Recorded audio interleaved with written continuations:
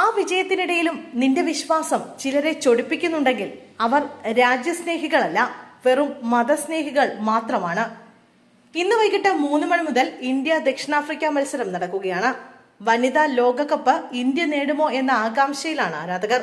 ഓസ്ട്രേലിയയെ തോൽപ്പിച്ച ആതിഥേയരായ ഇന്ത്യ കപ്പടിക്കുമെന്നാണ് സോഷ്യൽ മീഡിയയിലെ പ്രവചനങ്ങൾ.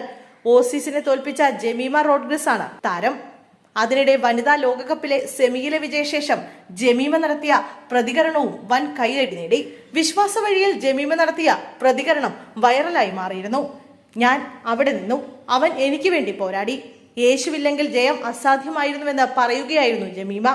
ഇതോടെ ജമീമ റോഡ്രിഗസിനെതിരെ രൂക്ഷ വിമർശനവുമായി BJP നേതാവും നടിയുമായ കസ്തൂരി രംഗത്ത് വന്നു.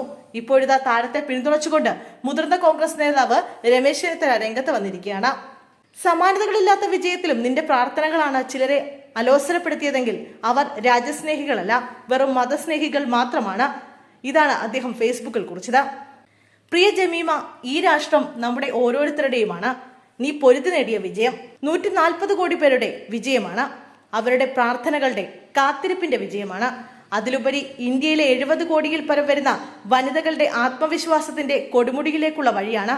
തളരാതിരിക്കുക, അടിപതറാതെ ഇരിക്കുക. നീ ചരിത്രത്തിന്റെ ഭാഗമായി കഴിഞ്ഞു. നിന്റെ പ്രാർത്ഥനയുടെ പേരിൽ നിന്നെ വിധിച്ചവർ ചരിത്രത്തിന്റെ ചവറ്റുകുട്ടയിൽ പോലും ഉണ്ടാകില്ല എന്നും അദ്ദേഹം ഫേസ്ബുക്കിൽ കുറിച്ചു. അതേസമയം വിജയത്തിന് ശേഷം ശിവനോ ഹനുമാനോ ആണ് തന്റെ ജയത്തിന് പിന്നിലെന്ന് ഏതെങ്കിലും താരം പറഞ്ഞിട്ടുണ്ടോ എന്നായിരുന്നു കസ്തൂരിയുടെ പ്രതികരണം. ഇത്തരം അഭിപ്രായ പ്രകടനത്തിനിടെ ഒരു രസകരമായ പോസ്റ്റ് ചർച്ചകളിലെത്തുന്നു. സി രവിചന്ദ്രന്റേതാണ് ഈ പോസ്റ്റ്. നിരീശ്വരവാദി സമൂഹം ഈ പോസ്റ്റ് ഏറെ ചർച്ചയാക്കുന്നുണ്ട്. ഓസ്ട്രേലിയയാണ് ഇന്ത്യ തോൽപ്പിച്ചത്. ഓസ്ട്രേലിയൻ ടീമിൽ മഹാഭൂരിപക്ഷവും സത്യക്രിസ്ത്യാനികളായിരുന്നു. എന്നിട്ടും ഇന്ത്യക്കൊപ്പം യേശു നിന്നുവെന്ന പരിഹാസമാണ് രവിചന്ദ്രൻ ചർച്ചകളിലേക്ക് കൊണ്ടുവരുന്നത്.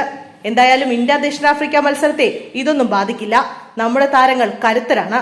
അവർ ഇന്ത്യക്ക് വിജയത്തിൽ കുറഞ്ഞതൊന്നും നൽകില്ലെന്ന് പ്രത്യാശിക്കാം, പ്രതീക്ഷിക്കാം, പ്രാർത്ഥിക്കാം.